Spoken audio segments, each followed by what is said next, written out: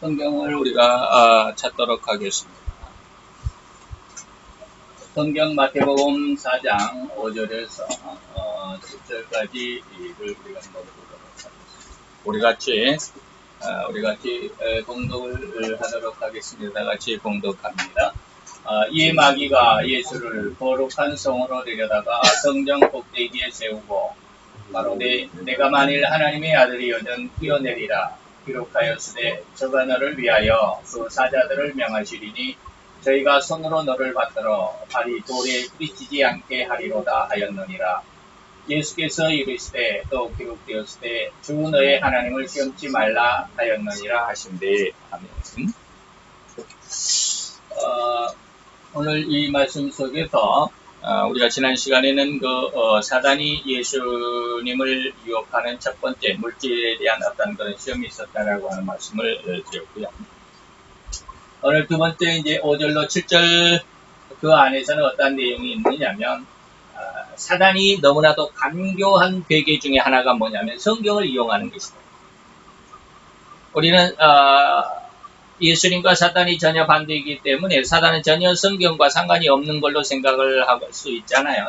그런데 오늘 우리가 생각해 볼 것은 뭐냐면 사단의 성도들 아니면 뭐 세상 사람들을 유혹하는 가장 강력한 무기 중에 하나가 뭐냐면 아마 최고 제1 가는 무기라고 해도 될 것인데 그게 바로 뭐냐면 성경을 이용하고 있다라고 하는 것이죠. 그래서 성경을 가지고 있는 사람들이 너무나도 많이 잘못된 신앙 안에 빠져들 수밖에 없는 그런 상황들이 오늘날 벌어지고 있고 예수님도 역시 마찬가지죠. 예수님께서도 마지막 때 이런 사단의 역사가 있을 것이다 라고 하는 말씀을 예언해 주셨고 경고해 주셨습니다. 마지막 때 그 음녀의 세상을 너무나도 현혹하게 하는 종교계의 미혹이 심할 것이다 라고 하는 그런 내용이 마태 24장에 기록이 되어 있기도 합니다. 그러다가 보면 오늘 우리는 이 성경 안에서 어떻게 우리가 이단 또 사입이라고 하는 이런 그 집단과 단체 그리고 그런 사람들로부터 우리가 내 자신을 지켜갈 수 있는 다시 말하면 성경의 정확한 하나님의 진리의 뿌리를 붙잡을 수 있는 그 뿌리를 또한 얻을 수 있는 어떤 길이 가장 중요하고 좋은 것인가라고 하는 것을 우리가 살펴볼 텐데요.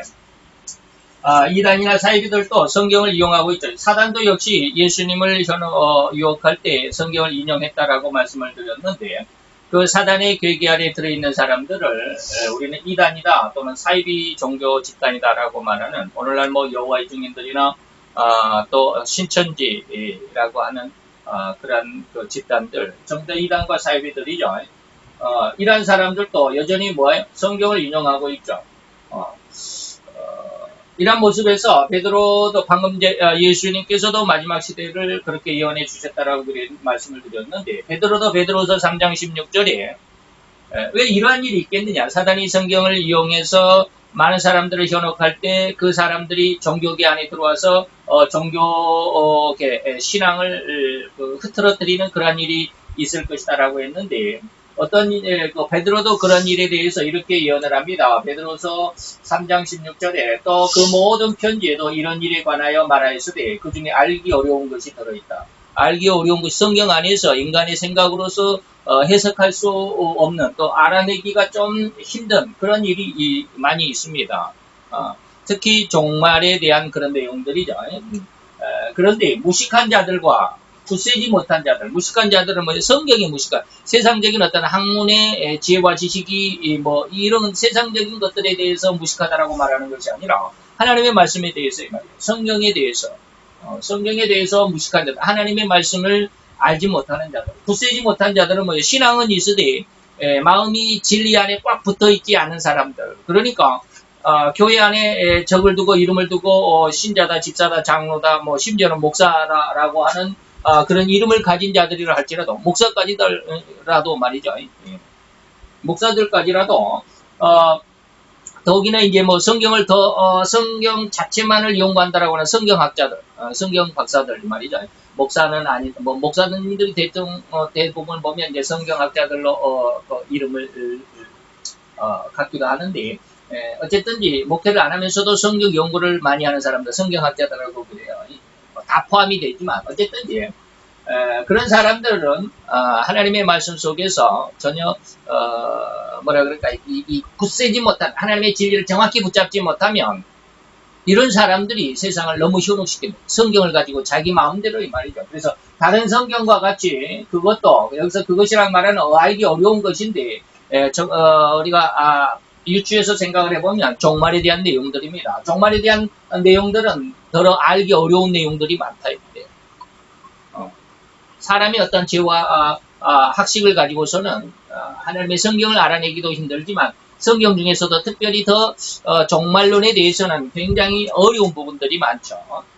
그런 것들인데 그 어려운 부분들을 억지로 풀려다가 인간의 어떤 지혜와 지식을 그리고 또 학식을 가미를 해가지고 이러한 어려운 부분들을 해석하려고 하다 보니까 멸망에 이를 수밖에 없는 그런 많은 그 어려운 일들이 있다라고 사도 바울도 사도 베드로도 이렇게 말씀을 했습니다. 그래서 성경을 이용하는 사단 그리고 그 사단의 유혹을 받은 이단들이나 사이비 종교가들에 대한 그런 어떤 조심, 주의해라 하는 어떤 경고성의 말씀이죠. 그래서 모든 성경은 왜 이렇게 어려운 데가 많냐 이 말이죠. 그래서 디모데후서 3장 16절에 베드로후서도 3장 16절이고 디모데후서도 3장 16절인데 모든 성경은 하나님의 감동으로 됐다. 하나님의 감동으로 됐다라는 말이 뭘까요? 감동이라는 말이 뭐냐면 성령의 역사로 그 사람의 모든 인격에 은혜를 주셨다라는 그런 뜻이거든요. 그러니까 이제 은혜를 받았다, 내 인격에 은혜를 받았다라고 하는 그런 말의 의미가 뭐냐면 나는 나로 다시 말하면 내가 세상을 살아갈 때 나는 어떠한 대한민국의 한 백성으로서 그리고 또 우리 말하면 경기도의 또 수원의 한 시민으로서 살아가지만 그리고 한 가정에 아빠고 엄마고 또 아들이고 딸이고 어쩌든지 간에 내가 이렇게 세상을 살아가는 내 삶의 그 현실 속에서 이 말이에요. 내가 전혀 어떤 딴 사람이 된 것이 아니라 내가 나의 삶을 살아가면서 내 속에 역사하는 나의 인격, 다시 말하면 내 생각과 내 마음과 그리고 내 의지로 나타나는 모든 삶의 행동들, 이 모든 것들이 나는 나로 내가 이전에 죄악 가운데 살아가던 내 멋대로 살아가고 내 혈기와 내 감정대로 살아갔던 이 모든 것들이 하나님의 성령의 능력의 역사로 내가 정화된 그런 말씀이 이제 오후 시간에 나오겠지만 어쨌든 우리는 우리 마음의 변화를 받습니다. 하나님의 말씀에 우리가 학교에서도 교육을 받는 게 뭡니까? 우리가 잘못 알고 있는 것들을 교육을 통해서 알게 되면 이게 잘못됐구나라고 그 길을 바꾸어서 올바른 길로 가게 되겠죠.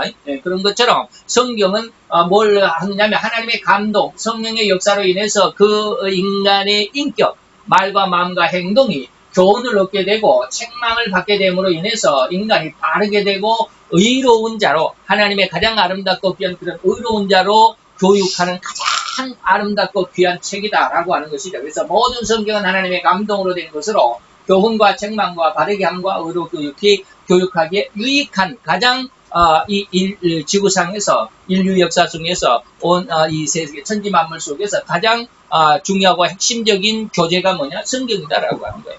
그 안에 물론 우리가 잘 살펴보면 하나님의 말씀도 있고 사단의 어떤 말도 있습니다. 그러한 것들을 하나님께서 다 성경에 기록한 내용은 뭐냐면 세상에 그러한 모습이 너무나도 비일비재하고 많이 있기 때문에 그것을 잘 구분할 수 있는 알게 해주시는 그런 모습이죠.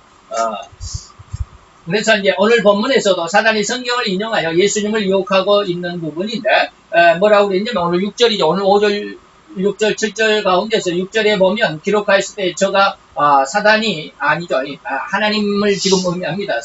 사단이 지금 예수님에게 이야기합니다. 너희 아버지 하나님이 너 예수를 위하여 그 사자들 천사들을 명하시리니 저희가 손으로 너를 받들어 발이 돌에 부딪히지 않게 하리로다. 이 말이 무슨 말일까요? 5절에 보니까 높은 곳에 데리고 올라가가지고 뛰어내리라 라고 그러죠. 그러면 높은 곳에서 뛰어내리면 어떻게 해요? 사람은 다 죽잖아요. 그런데 사단이 뭐라고 그러냐면 네가 높은 곳에 올라가서 뛰어내려도 하나님께서 너를 위해서 너의 사자들을 명해서 너를 딱 붙잡아서 사뿐히 땅에 내려 앉히게 되면 세상 사람들이 뭐야? 와, 엄청난 능력이다. 이런 능력에 대해서 우리가 지난 시간에 말씀을 드렸고요. 그런 어떤 그 일을 큰 기적을 나타내리니 네가 발이 돌에 부딪히지 않고 네가 깨지지 아니하고 다치지 않고 사뿐히 내려앉는 그러한 일이 있을 거 아니냐라고 이것을 말하며 말을 했는데 이게 어떠한 말씀이냐면 기록되었을 때 그랬잖아요. 어디가 기록이 되어 있느냐면 시편 91편 11절과 12절이 바로 그 말씀입니다. 저가 너를 위하여 그 사자들을 명하여 내 모든 길에 너를 지키게 하심이라. 저희가 그 손으로 너를 붙들어 발이 돌에 부딪히지 않게 하리로다라고 하시는 시편 91편 11절 12절의 말씀을 사단이 지금 인용을 해가지고 예수님을 유혹하고 있다라고 하는 거예요. 그랬죠. 이 두 구절을 한 구절로 딱 압축을 시켜버렸죠. 저가 너를 위하여 그 사자들을 명하시리니 저희가 손으로 너를 받들어 발이 돌에 부딪히지 않게 할 것이다. 하나님께서 너를 이렇게 성경에 이렇게 기록이 돼 있잖아. 너희가 이렇게 약속을 했잖아. 그러니까 네가 한번 이렇게 해봐라고 하는 것이죠. 이러한 것이 뭐냐면 사단이 성경을 인용한 유혹이라고 하는 것인데 일반적인 성도들, 물론 이제 목회자들, 목사들까지라도 이것을 구분을 못합니다. 이런 내용들이 오늘 성경 말씀 속에 들어있겠죠. 자, 이 말을 뭐라 그러냐면 성경을 활용하고 인용하고 사용을 하는 부류라고 해서 다 정통만은 아니다. 자, 이렇게 성경을 사단이 이용했다라고 하는 것을 제가 다시 한번 주의시키기 위해서 성경을 활용하는 사람, 성경을 인용하는 사람, 성경 말씀을 가지고 인용을 하고 성경 말씀 이렇게 했으니 뭐 이런 것이죠. 성경을 사용하는 사람들이라고 해서 다 정통적인 올바른 신앙을 가진 사람들이냐? 그렇지 않다라고 하는 거예요. 이것을 좀 알자라고. 오늘 설교 내용의 취지가 바로 이겁니다. 성경을 가지고 있다라고 그래서 성경을 설교한다고 그래서 다 정통적인 사람이나 그렇지 않죠. 여호와 증인들도 다 성경을 가지고 공부를 합니다. 신천지에 있는 사람들 다 성경을 가지고 공부를 합니다. 그런데 왜 그들은 이단이고 사입이라고 그러고 왜 우리들만 정통이라고 그러느냐? 그런 어떠한 기준이 있어야 될 거 아니에요. 그 기준을 오늘 우리가 살펴보는 것이죠. 그래서 성경을 가지고 있다고 해서 다 정통이라고 말할 수 없고 사단이 성경을 인용함 같이 그의 하수인들인 다시 말하면 사단의 유혹에 의해서 살아가는 사람들 그리고 그렇게 성경을 해석하는 사람들을 그다음에 사입이라는 말은 뭐냐면 정말로 비슷한 이 말이에요. 이단은 완전히 다른 이 말이에요. 기독교 어떤 종교 신앙과는 전혀 다른 이단들. 이건 이제 여호와 증인들이나 또 제7일 안식교나 아니면은 또 이슬람교나 이런 것들 불교 같은 이런 것들 이단이라고 말할 수 있지만 물론 이제 그들은 종교가 다르기 때문에 또 그럴 수 있겠지만 어쨌든 성경을 가지고 있는 사람들 중에서 하나님에 대한 정확한 진리 안에서 완전히 벗어나 있는 사람들 이런 사람들 제7일 안식일 여러분들 지나다 보면 안식일 교회들 많습니다. 안식일 교회 우리 수원에도 아주 수원역 앞에 가면 큰 교회 하나 있어요. 안식일 교회. 그런 안식일 교회나 또 여호와의 증인들이나 또 요즘 집에 자주 찾아오는 하나님 어머니를 믿자라고 하는 그거 뭡니까? 안산홍 증인회나 하나님의 성의 복음성인가 그런 것도 있어요. 이런 사람들 이단이라고 그러고 사이비는 사이비적인 것은 정말로 기독교적인 우리 정통적인 것 같은데 좀 아닌 좀 비스무리한 이런 사람들을 사이비라고 그러는데 이단이나 사이비들조차도 다 성경으로 못 사람들을 현혹하고 유혹하는 그런 상황에 있기 때문에 오늘 우리가 성경을 해석하는 데 있어서 성경 중심이 어디에 있느냐를 이렇게 발견하는 것은 너무 중요한 것이다라고 하는 것이죠. 그래서 오늘 우리는 성도들은 이 극단을 주의해야 되죠. 정말로 성경이 어떻게 하면 정통이 되고 하나의 성경을 가지고 어떻게 하는 것이 정통이고 어떻게 하는 것이 이단이고 사이가 되는지를 우리가 그 기준선을 주의해야 된다라고 하는 것이죠. 다시 말하면 성경의 정확한 의미를 알지 못한다면 거의 모든 이 유혹의 속을 다시 말해 사단이 성경을 해석한 것에 유혹을 받을 수밖에 없죠. 우리가 지난번에 지금 세월호 사건이 아직도 뭐 지금 계속 꼬리를 물고 지금까지 오랜 시간이 지났지만 지금까지 난리법석인데 세월호 사건이 터졌을 때 그 유병헌이라고 하는 그 회장을 변호하기 위해서 거기가 뭡니까 그 단체 이름도 잊어버렸네.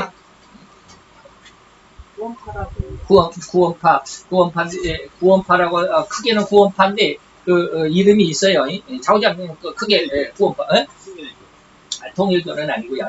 통일교는 아니고 이게 복음 뭐라고 그러는데 이름도 잊어버렸네. 좌우장 크게 말해서 이제 구원파라고 그러는데 그 구원파의 사건 세월호 사건이 터졌을 때 그 유병헌 그 구원파의 쉽게 말하면 그 교주라고 할 수 있는 유병헌 씨를 대신해서 이제 그 막 성명을 발표하는 그러한 그 뉴스에 기사도 많이 나오고 그랬죠. 근데 그 뉴스에 나오는 사람들, 구원파를 변호하기 위해서 나와서 기자회견을 했던 사람들 중에 상당히 많은 사람들이 대학교 교수들이에요.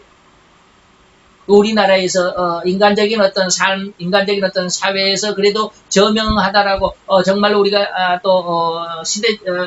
시체말로 해서 인텔이라고 하는 사람들이 상당히 많이 그 속에 들어가 있습니다. 지금 뭐 신천지 안에서도 역시 마찬가지예요. 신천지 안에서도 상당히 많은 아주 인텔리급에 있는 조금 그래도 많이 배운 학식이 있다라고 하는 사람들 사회에서 또 명망이 있다라고 하는 사람들 상당히 많이 그 속에 들어가 있습니다.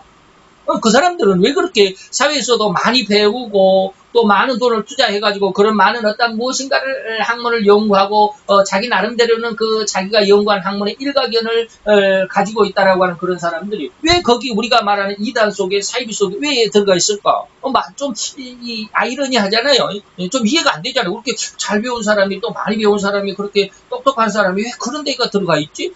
더군다나 대학의 교수라고 한다면 그래도 학문적인 어떤 입장에서는 일가견이 있기 때문에 대학의 학생들을 가르칠 수 있는 최고 학부의 그런 학생들을 가르칠 수 있는 그런 어떤 자기를 딱 중심을 잡고 있는 사람이라고 인정할 수 있잖아요. 근데 그 사람들이 거기에 들어있단 말이에요. 이해가 안 되잖아요. 이건 뭐냐면 성경은 아까 이제 베드로후서 3장 16절에 말씀했던 것처럼 그냥 읽어서 되는 게 아니에요. 그리고 사도 바울이 말했던 것처럼 예수를 죽인 사람들이 누구냐? 세상에 지혜와 지식을 가진 관원들이다. 관원들이다. 이게 지혜와 지식에 있는 뭐랄까 공직자 아니면 고위 직분자들이다 이 말이에요. 그 사람들이 왜 그렇게 예수를 죽였을까? 그 사람들이 성경을 알았다면 예수를 죽이지 않았을까요? 그런데 성경을 모른다 이 말이에요. 그래서 예수를 죽였다. 사도 바울이 그렇게 이야기를 하는 것을 보면 그것을 반대로 이렇게 유출해 보면 세상적인 학문, 세상적인 어떤 지혜와 지식이 성경을 연구하고 성경을 해석하는데 올바르지 않다. 그래서 아까 우리가 디모데후서 3장 16절에 뭐라고 그랬어요? 모든 성경은 뭘로 됐다? 사람의 어떤 지혜와 지식과 학문의 어떤 깊이와 높이 어떤 학벌에 있는 것이 아니라 뭐가 있었다고요? 하나님의 감동에 의해서 성경이 쓰여졌다 이 말이에요. 그렇기 때문에 아무리 미련한 사람도 다시 말하면 전혀 학벌이 없고 학교를 다녀보지 못한 우리나라에 보면 할머니, 할아버지들, 지금은 문맹률이, 전 세계에서 문맹률이 가장 낮은 나라가 우리나라이기 때문에, 교육에 대해서 굉장한 투자를 했기 때문에, 오늘날에는 거의, 이제, 우리 국민들 중에서 문맹률이 거의 몇 프로 안 되죠? 몇 프로가 안 돼요. 2, 3%나 될지 저는 정확히 이제 찾아보지 않아서 잘 모르겠지만, 그러나 옛날 우리 할머니, 할아버지들은 학교에 안 다녀본 사람들이 거의 수두룩해요. 그렇게 저희 어머님도 지금 93세인가 그러는데 저희 어머님도 글씨를 몰라요. 학교를 안 다녀서. 그런데 찬송가는 읽어요. 희한하죠. 찬송가는 우리처럼 이렇게 콩나물 멜로디가 있는 그런 거 말고 가사만 있는 옛날 할머니 할아버지들을 위해서 우리 성경책처럼 가사만 이렇게 쭉 기록이 되어 있는 큰 글씨로 기록이 되어 있는 그런 찬송가 책이 있어요. 그걸 갖다 드리면 그거는 읽어요. 근데 성경은 못 읽어요. 희한하죠. 똑같은 글씨인데도 성경은 못 읽는데 찬송가는 읽어요. 이런 걸 보면 제가 지금 무슨 말씀을 드리려고 하냐면 그렇게 공부를 하지 않아서 글씨를 배우지 않은 사람들도 하나님에 대해서 알 수 있습니다. 하나님을 믿을 수 있습니다. 하나님 앞에 기도할 수 있고 하나님 앞에 간구해서 하나님의 말씀 속에서 믿음이 점점 더 성장시킬 수 있는 은혜가 있습니다. 이거를 다른 쪽으로 말하면 세상에 학문, 지혜와 지식, 이런 학벌이 있다고 해서 성경을 아는 게 아니다라고 하는 말씀이죠. 바로 그렇습니다. 그래서 성경의 정확한 의미를 안다라고 하는 것은 많이 공부를 해야 세상적인 학문을 하고 뭐 대학을 하고 대학원을 하고 뭐 그렇게 해서 성경을 정확하게 올바르게 해석할 수 있는 게 아니다라는 말이에요. 그렇다고 한다면 잘못 학벌이 없다 할지라도 하나님의 성령의 은혜의 감동, 그것으로 인해서 우리가 정확한 믿음을 쫓아간다면 그 믿음 안에서 우리가 하나님의 말씀의 모든 뜻을 알 수 있다라고 하는 것이죠. 또 그것을 제가 이제 또 방금 말했던 다시 반복이 되지만 다른 말로 반대적인 말로 한다면 세상에 학문의 어떤 깊이가 있고 학문의 일가견을 이루는 그런 대학 교수의 그런 어떤 지혜와 지식이 있는 사람들이라도 성경적인 말씀을 그 은혜를 가지고 잘못된 성경의 해석을 가지고 그 사람에게 다가가면 유혹을 받을 수 있다. 유혹을 받을 수. 그렇게 지혜와 지식이 있는 학문이 있는 사람들도 성경에 대해서는 모른다. 그래서 성경의 정확한 의미를 안다라고 하는 것이 이만큼 중요하다라고 하는 말씀을 제가 지금 계속해서 말이 좀 이상하지만 계속해서 반복해서 이야기하는 거예요. 예수님도 종말의 때에는 이 성경을 왜곡함으로 성경을 자기 멋대로 풀므로 인해서 아까 사도 베드로후서 3장 16절에 뭐라고 해서 억지로 성경을 해석하려고 했다. 억지로 풀려다가 멸망에 이르는 사람들이 많다라고 그랬죠. 바로 이것을 예수님도 성경을 왜곡시켰다. 자기 멋대로 해석했다. 특히 신천지 같은 경우는 성경에 대한 예수님의 우리가 지금 설교하면서 예수님에 대한 모든 내용들은 신천지에 가보면 그 모든 예수님에 대한 내용들을 예수님을 빼고 그 자리에 이만희가 딱 올라가 있습니다. 신천지 교주가 이만희거든요. 이만희가 딱 올라가 있습니다. 모든 것이 이만희에 대해서 기록이 되어 있다라고 이렇게 해석을 하니까 이만희가 구세주인 줄 알아요. 신천지 그 성경 공부하는 사람. 그래서 요즘에도 보면 길거리에 가다 보면 무료 성경 공부, 무료 성경 신학, 우리 성경 신학교에 들어오면은 무료로 성경 공부, 무료로 신학교를 공부를 시켜줍니다라고 하는 이런 광고지들이 간혹 있어요. 인터넷에도 보면 그런 광고들이 올라와요. 그런데 성경 공부하겠다라고 잘못 들어가게 되면 교회에서 무슨 뭐 몇십 년을 다녀가지고 내가 교회에서 집사의 직분을 뭐 권사의 직분을 받았습니다. 내가 뭐 장로 직분을 받았습니다. 심지어는 목사들까지도 거기에 현혹되는 사람들이 있어요. 그래서 지금 우리나라의 정통 교단 중에서 어떤 교단의 교단 안에 보면 사이비 대책 연구회라고 하는 그 사이비 이단 사이비를 연구하는 그런 어떤 분야가 있어요. 그 분야에서 세 사람 목사님을 신천지에다가 보냈어요. 도대체 이것이 진짜냐 가짜냐 하도 우리나라 세상에 그냥 이렇게 너무나도 신천지에 대해서 말이 많으니까 가서 좀 연구 좀 해봐라. 세 사람이 듣고 와 거기에서 강의를 듣고 와갖고 뭐라고 그랬냐. 그 사람들 성경 해석하는 게 진짜더라. 목사들이 가서 그 사람들이 성경 공부를 몇 시간 들어보고는 그 사람들 진짜더라라고. 이단에 대해서 무엇이 옳고 무엇이 그들이 정통적인 신앙에서 무엇이 그들이 다른지 어떻게 해서 잘못 해석을 하고 어떠한 잘못된 가르침이 있는지 그걸 알아보라고 보냈더니 그 사람들이 거기에 혹 빠져가가지고 그 사람들 정통이던데 목사들까지라도 정확히 몰라. 이것이 예전에 종교 기관 종교 종교 신문에 한번 났던 적이 있어요. 그래서 성경을 왜곡함으로 인해서 수없이 많은 사람들이 멸망으로 유혹되어 갈 것이라고 권고해 주셨다. 이것이 마태복음 24장입니다. 수없이 많은 사람들이 예수의 이름으로 내 이름으로 와서 수없이 많은 사람들을 멸망으로 끌어갈 것이다. 예수의 이름으로 온다. 목회자들이다. 목사들이다. 그래서 마태복음 24장 24절이죠. 거짓 그리스도들과 거짓 선지자들이 일어나서 거짓 선지자들은 뭐예요? 거짓 목사들이에요. 성경을 정확한 성경의 의미를 알지 못하는 성경의 정확한 의미를 알지 못하는 이게 굉장히 중요한 말인데 그러다 보니까 거짓 목사들이 됩니다. 목사들도 신학교를 졸업하고 신학대학원을 졸업했지만 성경 많이 읽는 사람이 없어요. 성경 50번 이상 읽어본 사람 손 들어봐 그러면 불과 몇 사람 안 돼요. 뭐 한 30-40명 그 반에서 30-40명 이제 졸업을 하고 목사 안수를 받을 수 있는 사람, 자격을 가진 사람, 그런 어떤 신분적인 자격을 가진 사람들 중에 성경 50번 이상 읽어본 사람 손 들어봐 그러면 몇 사람 안 될 거예요. 그만큼 성경을 안 읽어요. 왜 안 읽을까? 일이 너무 바쁘니까. 바쁘니까 그래요. 그래서 거짓 그리스도들과 거짓 선지자들이 일어나서 큰 표적을 보이고 기적을 나타내서 우리가 지난 시간에 물질적인 어떤 시험, 그리고 지난 시간에는 우리가 이 5절로 7절까지 어떤 능력에 대한 경고주의의 말씀을 우리가 한 시간 했지만, 그런 어떤 표적과 기사를 보여서 할 수만 있으면 택하신 자들, 이미 신앙 가운데 있는 사람들도 미혹하여 멸망에 이르게 한다.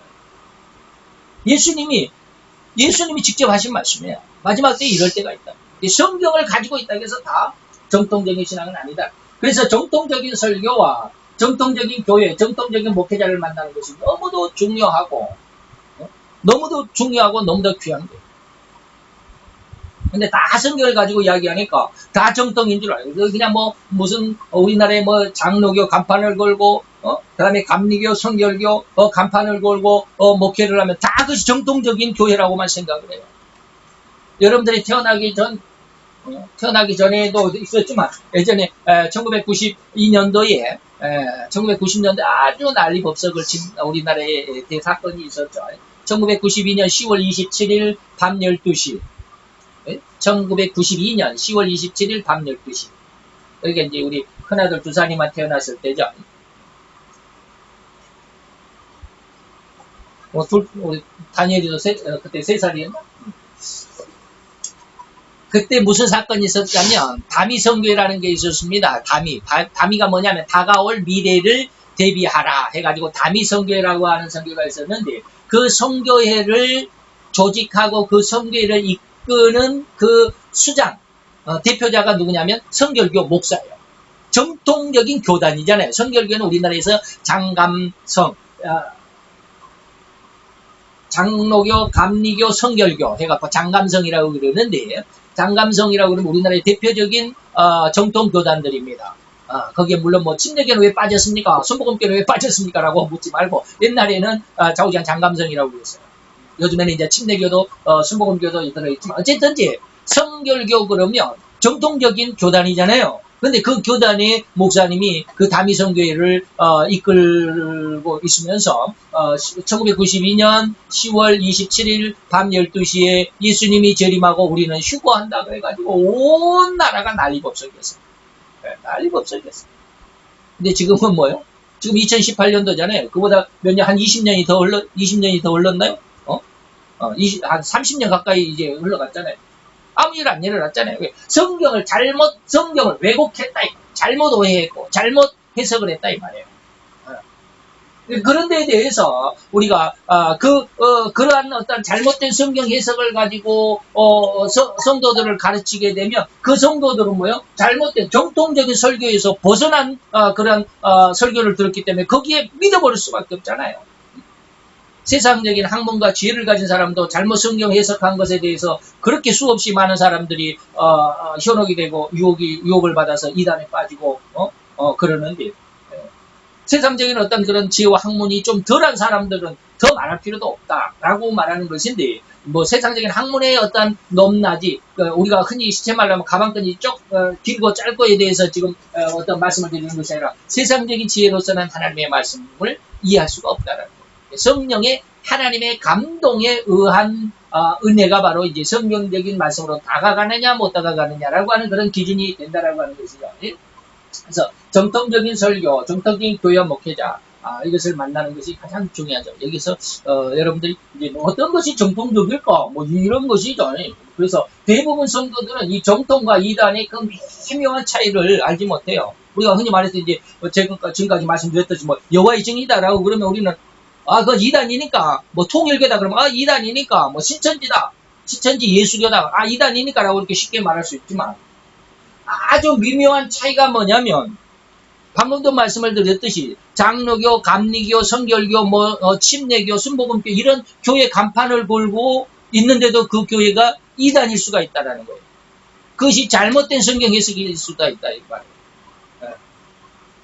그런 것에 대해서 우리가 분별해낼 수 있는 하나님의 은혜를 받아야 돼요. 이것은 하나님께서 이게 분별의 은혜다라고 딱 주는 것은 아니에요. 나중에 이제 말씀을 드리겠지만, 그래서 이 미묘한 차이를 알아내는 것이 성도들에게 가장 큰 축복이에요. 그래서 요즘에는 이런 미묘한 차이를 잘 분별하지 못하죠. 그래서 자기 스스로가 이제 여기서 제가 이 말씀을 굉장히 고민을 했어요. 자기 스스로라는 말을. 예. 그래서 자기 스스로가 늘 성경을 공부하면서, 근데 이 성경을 공부하라고 그러니까 제가 지난번에 어떤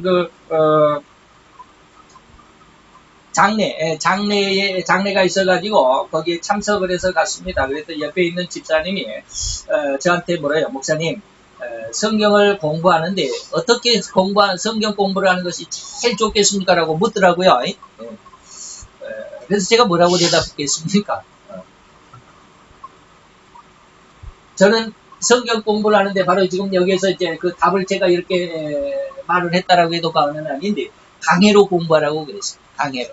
성경 공부할 때 가장 중요한 것은 뭐냐면, 한 사람, 정말로 정통적이라고 인정이 되는 사람, 그 사람의 설교를 공부하되 강해를 공부하십시오. 강해는 뭐냐면, 어떤 성경을 1장 1절부터 마지막 장 마지막 절까지 쭉 다 이거 어떤 줄기를 가지고 맥을 잡고 쭉 공부를 하는 것이 강해입니다. 지금 우리가 마태복음을 지금 이렇게 공부해 가는 것도 강해입니다. 그래서 우리가 처음에 강독으로 시작을 했다가 지금 강해로 바꿔버렸는데, 강독은 그냥 읽어가면서 성경을 그냥 알려주는 거예요. 쭉쭉쭉 그냥 대충 그 흐름만을 알려주는 것이 강독 공부인데, 강독을 하다가 지금 강해로 바꿨는데, 강해로 공부하는 것이 가장 좋습니다. 이것이 가장 정통의 길에서 제대로 자기 길을 잡아갈 수 있는 길입니다. 근데 강의를 배우지 않고 이 목사님 이 설교가 좋으니까 이 설교를 듣고, 저 목사님 저 설교가 좋으니까 저 설교를 듣고, 그 목사님 그 설교가 좋으니까 그 설교를 듣고 막 은혜를 받았다고 그러는데, 절대로 그러면서 자기 신앙이 성장하지 않습니다. 거의 불가능합니다. 그래서 강의로 공부하는 것이 가장 성경을 공부할 때 가장 중요합니다. 성경을 공부할 때 그냥 마태복음을 공부해야 되겠다. 마태복음만을 공부하는 거예요. 근데 마태복음 28장까지 있으니까 너무 길잖아요. 그러다 보면 성경 공부가 너무 지루해요. 처음에 공부하는 사람들 너무 지루해요. 그러니까 짤막짤막한 것을 공부를 해요. 쉽게 말하면 뭐 유다서 같은 거는, 유다서는 좀 이단과 정통에 대한 내용이기 때문에 굉장히 어렵지만, 유다서 같은 건 한 장밖에 없잖아요. 한 장에 25절밖에 없어요. 그런 거 성경 공부는 짤막하게 끝나버리잖아요. 그 다음에 뭐 빌립보서 같은 경우는 3장까지밖에 없잖아요. 3장인가? 5장까지 헷갈리네. 그 짤막한 성경들을 먼저 공부하면서 공부하는 맛을 느끼는 거예요. 그죠? 딱 우리가 하나를 배우고 딱 끝났다. 야, 끝났구나. 마쳤구나. 내가 이 한 권을 배웠구나. 뭐 이런 어떤 기쁨이 있는 이런 것들을 배우는 것이 좋습니다. 그래서 이제 점차 이렇게 더 큰 것을, 더 긴 것을, 더 많은 분량을 공부할 수 있도록 해야 되죠. 그리고 성경을 이제 강의로 공부하는 것의 중요한 것은 뭐냐면, 성경은 전부가 다 성경이라고 하는 것에 신학에서 공부하다 보면 성경의 특징 중에 하나가 뭐냐면 통일성입니다. 통일성. 그러니까 마태가 기록한 마태복음이나 누가가 기록한 누가복음이나 베드로가 기록한 베드로 전후서나 뭐 또 사도 요한이 기록했던 사도복음이나 뭐 요한복음이나 아니면 뭐 계시록이나 할 것 없이 성경 전체적인 내용이 통일성이 있다라고 하는 게 성경의 큰 특징입니다. 다시 말하면 모든 성경이 시대가 다르죠. 기록한 연대가 달라요. 기록한 저자가 달라요. 그 저자들 중에서도 그 저자가 사는 삶, 다시 말하면 그 사람의 사상이 전부 다르잖아요. 마태의 사상과 마가의 사상, 또 누가의 어떤 그 정신, 그런 사상이 전부 다르잖아요. 그럼에도 불구하고 그렇게 각기 다양한 사람이 각기 다양한 시대적인 배경을 가지고 성경을 기록했는데, 거의 다 통일성이, 예수 그리스도에 대한 정확한 어떤 가르침을 가지고 있다라고 하는, 통일성이 있다라고 하는. 제가 왜 이 통일성을 강조하느냐 하면, 성경을 공부하되 강해로 공부하되 짤막한 것을 공부해 놓으면, 그 짤막한 것을 공부한 것을 가지고 다른 성경을 보면 그 성경이 그냥 보여집니다. 네? 유다서에 대한 내용이 25절밖에 안 돼 있지만 아주 제가 어렵다고 그랬잖아요. 이단과 정통의 신앙이라고 그랬으니까, 유다서를 공부한 사람이 마태복음을 보면 마태복음 공부가 굉장히 쉬워집니다. 왜요? 통일성을 가지고 있기 때문에. 내가 핵심을 가지고 있잖아요. 하나의 기준을 딱 가지고 있잖아요. 그러다 보니까 마태복음 공부하건 요한복음 공부하건 계시록을 공부하건 굉장히 쉬워집니다. 이게 하나만 먼저 공부하는 거예요. 자, 그렇게 해서 하나님의 진리의 영으로 인도받기를 쉼없이 기다려요. 진리의 영을 받아야 여러분들이 성경 공부하는데 굉장히 유익이 됩니다. 이 말씀이 있죠. 요한복음 14장에 진리의 영이 있습니다.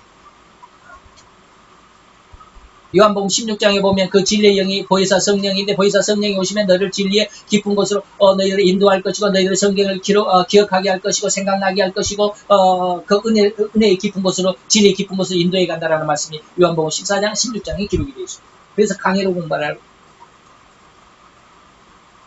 그 다음에 성경을 스스로 깨우치는 것이 너무나도 어렵긴 합니다. 자기 스스로 성경 공부를 방금 제가 하라고 그랬는데 이것이 굉장히 제 마음에 부담이 됐다는 말씀 아까 드렸죠. 그것은 뭐냐면 성경을 깨우치는 것이 스스로가 성경을 많이 읽어야 되는데 그 성경을 많이 읽는 것이 얼마만큼 읽어야 되느냐. 적어도 2500독을 해야 종말론까지 열린다고 그래요.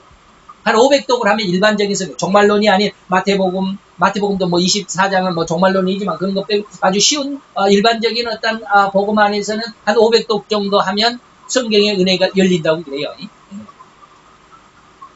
그런데 종말론은 더 많이 읽어야 돼요. 많이 성경을 신약만을 비유로 한다면 마태에서 요한계시록까지 한 2500권 정도는 해야 종말론까지 열리게 된다고. 근데 우리나라 사람 2500독 한 사람이 있을까? 없어요. 아주 유명하다라고 하신 총신대의 어떤 교수님은 500독을 이상을 해가지고 굉장한 은혜가 있었다고 그러는데요. 500독만 해도 그렇게 훌륭하죠. 2500독은 해야 종말론이 열린다고 그래요. 우리나라의 그 순교자의 대표적인 목사님이 주기철이라고 하는 목사님이신데 주기철 목사님은 정말로 계시록의 아주 대가라고 하는 일부 그 주장도 있습니다. 근데 그 주기철 목사님이 요한계시록 1만 독을 했다고 그래요. 1만 번을 계시록을 읽었다고 그래요. 그 정도로 읽어야 어떤 성경에 대한 은혜가 열립니다. 세상적인 학문의 지혜와 지식을 가지고 덤벼들었다. 그건 안 된다는 것이죠. 그래서 2500독을 한다면 얼마나 걸릴까요? 하루에 한 독을 한다고 해요. 성경을 마태 1장 1절에서 요한계시록 22장 마지막 절까지 딱 읽으면 한 14시간 한 30분 정도 걸립니다. 우리가 이렇게 책을 읽듯이 쭉 읽으면 14시간 30분. 15시간 정도 걸리겠죠. 15시간. 하루 종일 읽어야 돼. 아무것도 안 하고 15시간 읽어야 돼. 그럼 못 읽겠죠? 그럼 못 읽어요. 그럼 어떻게 하냐? 저 같은 경우는 이제 속독으로 하는데, 어쨌든 하루에 1독을 한다라고 계산을 하면, 1년이면 뭐요? 365번이죠. 365독. 그러면 2500독을 하려면 쉼 없이 그렇게 7년 정도를 읽어야 2500독 이상을 할 수 있습니다. 7년을. 어떤 10년을 읽어야 되겠죠. 이렇게 성경 읽으라 그러면 누구 읽을 사람 있겠습니까? 못 읽어요. 그래서 개인적으로 스스로 성경을 깨우치는 것이 그래서 힘든 겁니다. 그런 사람이 간혹 어쩌다 간 사람이 있어요. 네.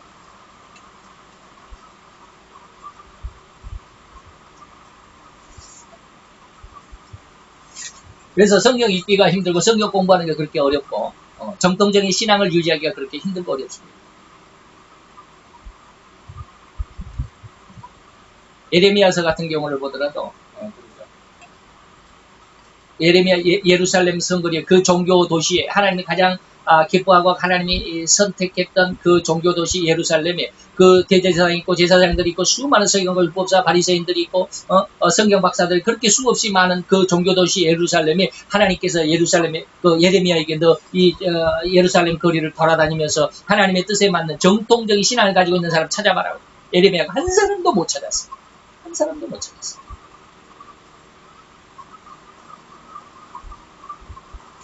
물론 유대인들이 성경을 굉장히 많이 읽기는 하죠. 그 사람들 우리 이방인들의 어떤 그 생활 습관이 그 사람들 그런 종교적인 습관에서 문화에서 살아가기 때문에 많이 읽지만 좀 그런 것을 이야기하자면 좀 더 다른 얘기지만 어쨌든지 넘어갑시다. 어쨌든지 성경 읽기가 이렇게 힘들고 우리 일반 성도들은 개인적으로 성경을 깨우치기가 이렇게 힘들다 이 말이에요. 500독 읽기도 힘들죠.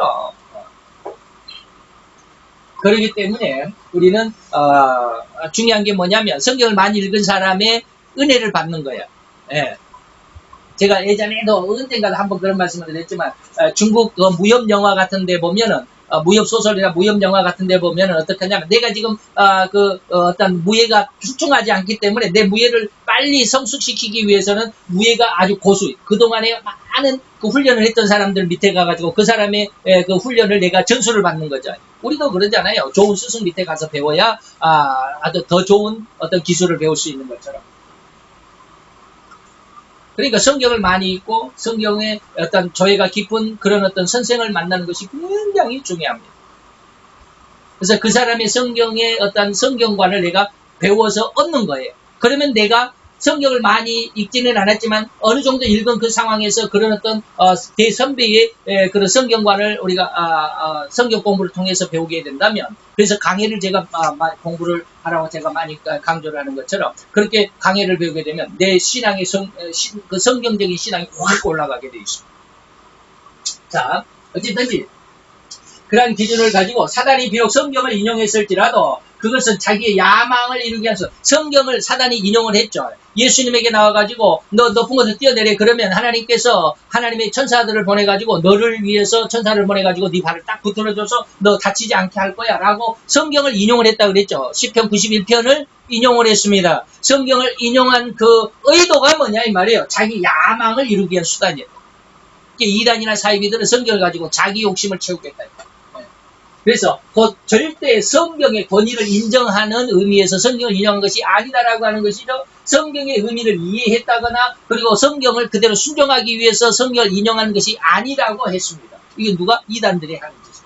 그래서 성경을 내용을 가지고 오로지 자기의 유익과 자기의 야망을 달성하기 위해서 사용을 했어요. 이것을 오용이라고 그러는데 잘못된 왜곡된 사용이다. 오용했을 뿐이다. 이것을 우리가 빨리 간파할 수 있어야 돼요.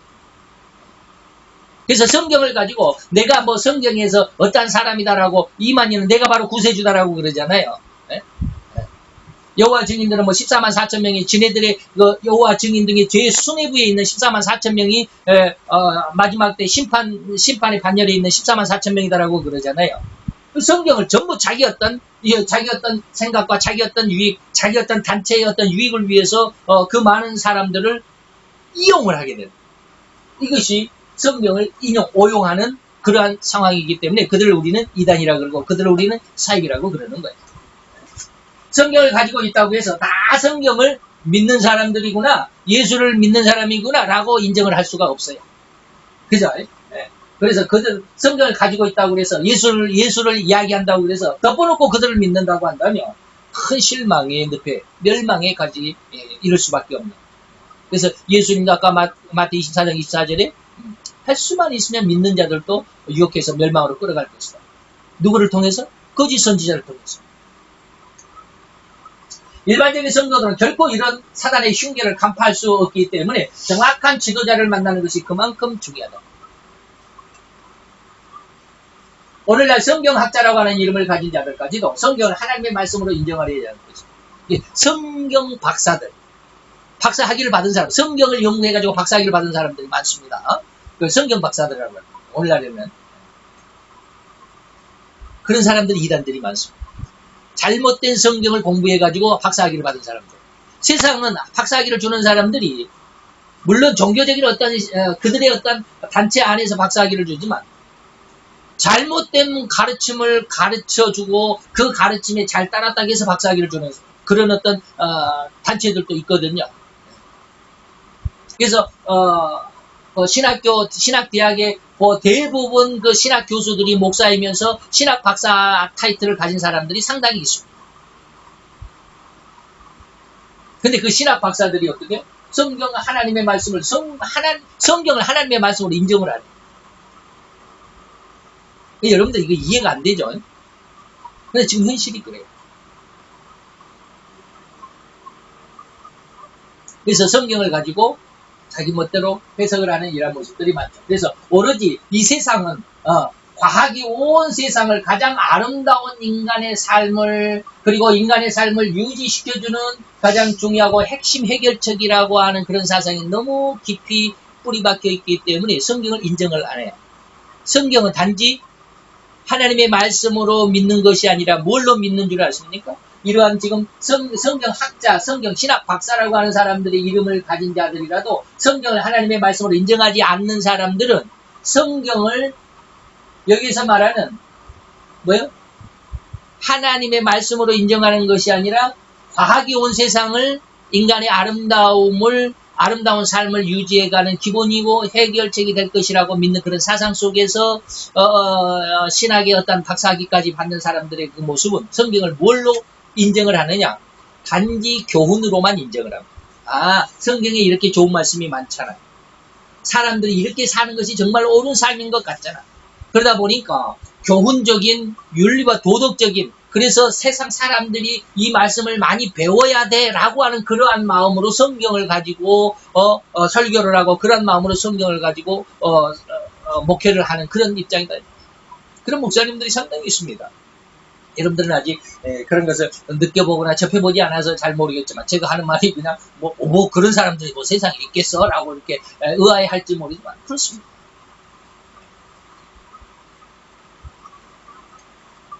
그래서 사단은 바로 그러한 성경학자들을 이용하여 신자들의 신앙을 멸망인 불신앙으로 이끌어가게 되는 것이죠. 사단이 성경을 인용한다라고 하는 것은 얼마나 무서운 것인가. 예수님이 방금 우리가 마태 24장 24절을 말씀을 드렸지만 그 사람들이 뭐 이런 사람들이 성경학자들이고 신학박사들이고 아까 말씀드렸던 것이죠. 24장 24절.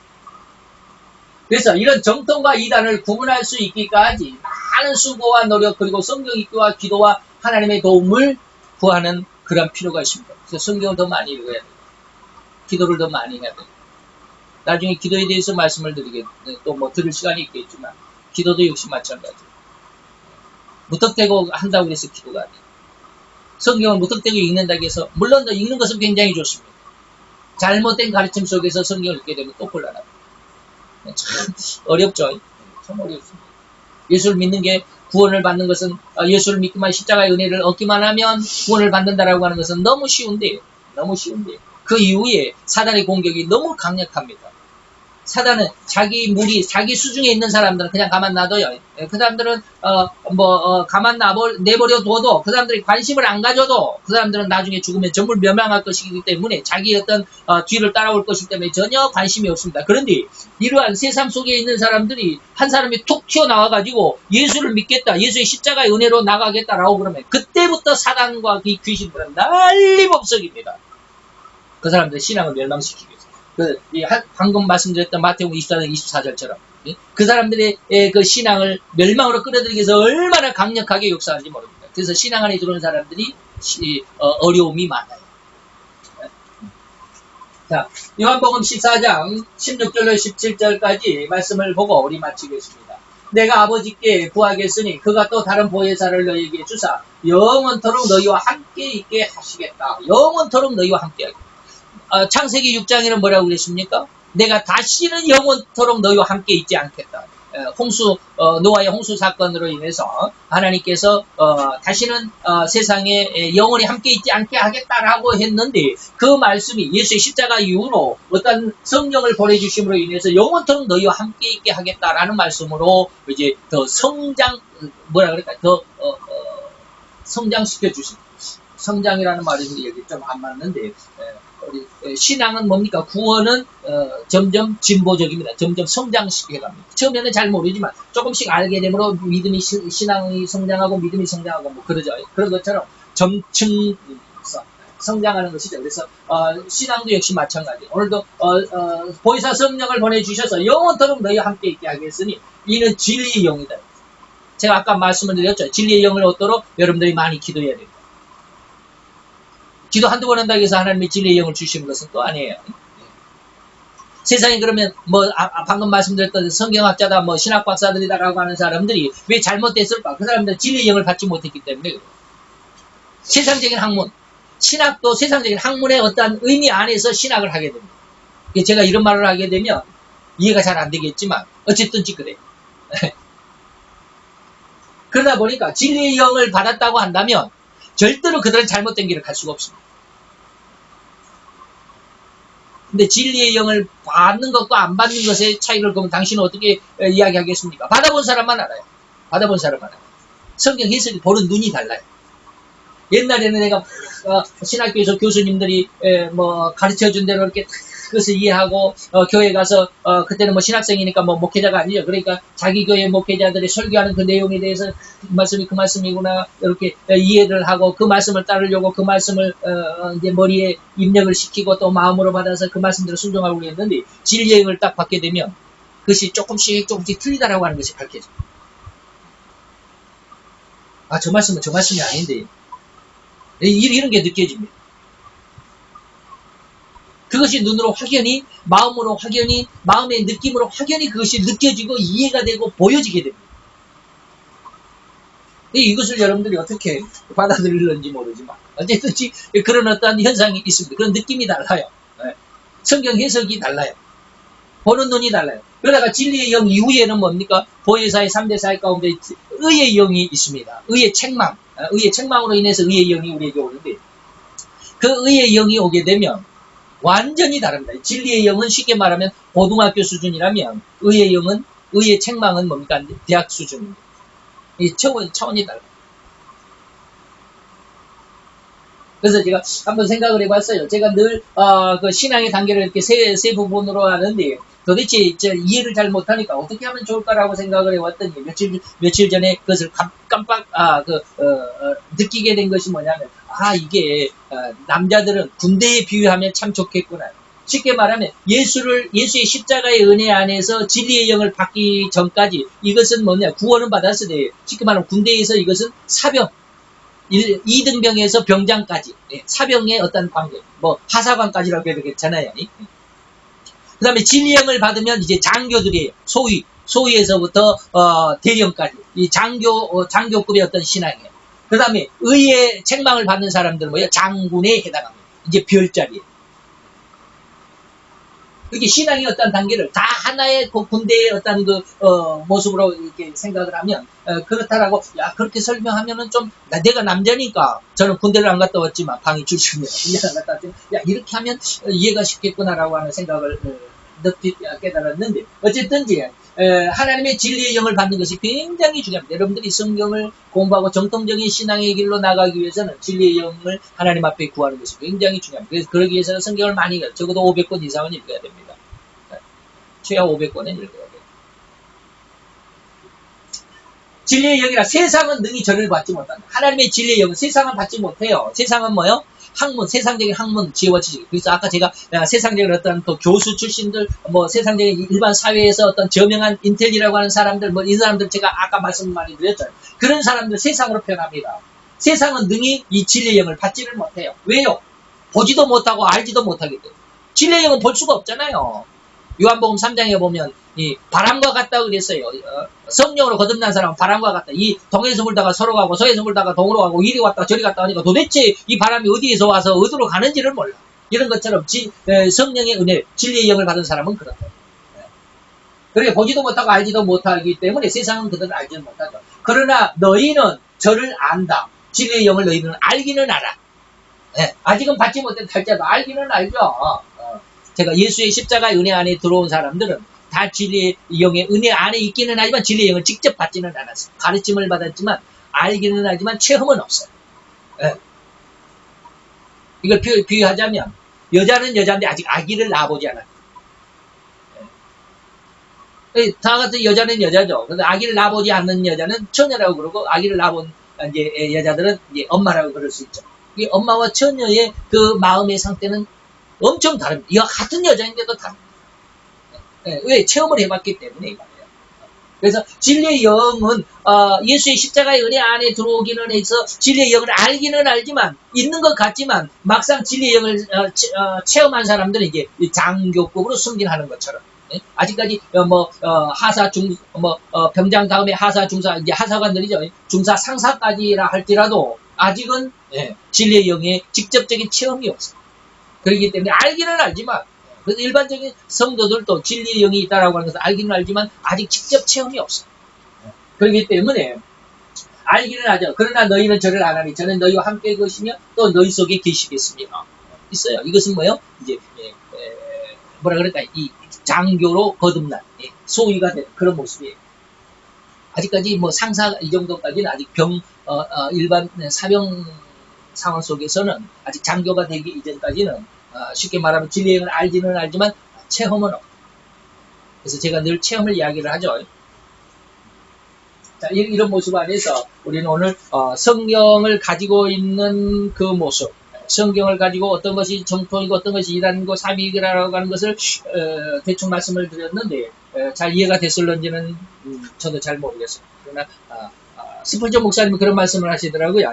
목회자는 정말로 생명을 바쳐서 설교를 하지만 말은 해줄 수 설교는 해줄 수 있지만 그렇다고 해서 그것을 성도들의 입장, 각 사람들의 마음속에 직접 체험적으로 이렇게 역사해 줄 수는 없다. 우리 말에도 그런 속담이 있죠. 소를 물가로 끌어갈 수는 있지만 억지로 물을 먹일 수는 없다. 그런 것처럼 그런 말씀을 하셨더라고요. 어쨌든지 오늘 제가 이제 느끼고 이 말씀 속에서 받은 은혜는 제가 할 수 있는 대로 뭐 100%는 다 안 돼, 뭐 발휘를 못했지만 어쨌든지 최대한